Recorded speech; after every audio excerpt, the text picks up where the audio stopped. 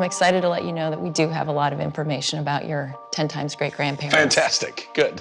What do we have? This is a court record. Oh, wow. It's a print. This is a year, okay. Fairfield, September 14th, 1692. Bill exhibited against Elizabeth Clausen, wife of Stephen Clausen. Elizabeth Clausen is complained of and accused of guilty of witchcraft. Oh my gosh. Oh my gosh. My 10 times great-grandmother was accused of being a witch? Yeah. So was it this exact same time that Salem and everything was going off? You notice the date at the top of the document. 1692. That's was right. That when That's the Salem year witch trials? of the Salem witch trials. There is the outbreak in Salem. There's only one other outbreak of witchcraft. And that's here? It's here. Oh my gosh, that's so insane. So witchcraft is something that one can be accused of without any physical evidence, without anybody physically witnessing you doing something. They just kind of have a sense of it? They believe that they're being afflicted by somebody from afar. So she's accused of witchcraft. Is that enough to actually get my 10 times great-grandmother executed? Well, witchcraft is a capital crime, and capital crimes need two pieces of evidence, two kinds of corroboration in order to convict. Okay. So the testimony given against her was one piece of evidence? Yes, but it's not entirely sufficient. It's not entirely sufficient, okay. Yeah. When Elizabeth Clausen was bound hand and foot and put into the water, she swam like a cork, and one Joseph Sturg labored to pry her into the water, and she buoyed up like a cork. They bound her and put her in the water yes. to determine whether or not she was a witch? This was an actual practice? Right. This is what's called ducking the witch or swimming the witch. The belief was that a witch would not sink and drown, but that she would float. Like any human body? Like any human body, exactly.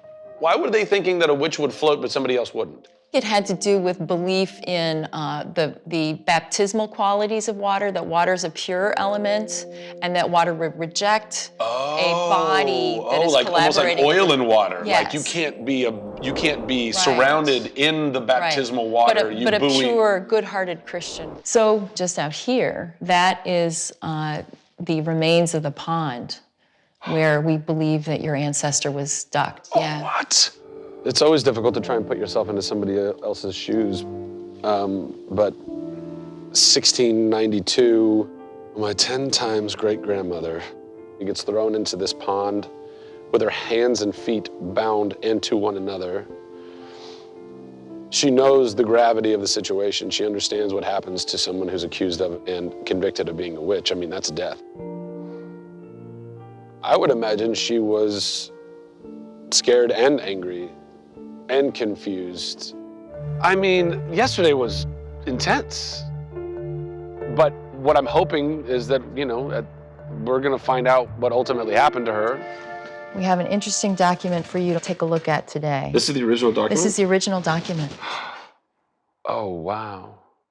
So this is written June 4th, 1692. This is crazy. So clearly this is signed by a lot of people, that I can tell. A neighbor, Stephen Clausen. And so talking about my 10 times great-grandfather, having desired us whose names are underwritten, so all of these names. Right. Seeing there is such a rapport of his wife raised by some among us, we do declare that since we have known our said neighbor, good wife Clayson, we have not known her to act maliciously toward her neighbors, but hath been civil and orderly towards others in her conversation, and not to be a busybody in other men's concerns. So this is coming to her defense. Yeah, look at all the names on there. That's a lot. There's 76 people who signed this petition or left their mark on it. Oh, wow.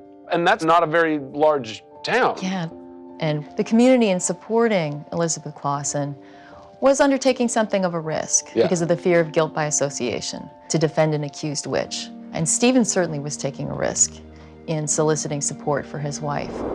We've seen in both England and in New England whereby husbands get accused of witchcraft when trying to defend their wives of the accusation of witchcraft. So he did something that is very unusual and very brave. Wow. Well, that's a really good thing to hear, that a man in my family tree was acting courageously and selflessly, because unfortunately a lot of that was not necessarily the case in some of the branches of my mother's side. Do we know what ultimately happened with my 10 times great-grandmother, Elizabeth? By the time she goes to trial, there have been 11 people executed for witchcraft in Salem. Wow. And then by the time of the outcome of her trial, 19 of the people in Salem who are accused for witchcraft are dead. Wow, wow.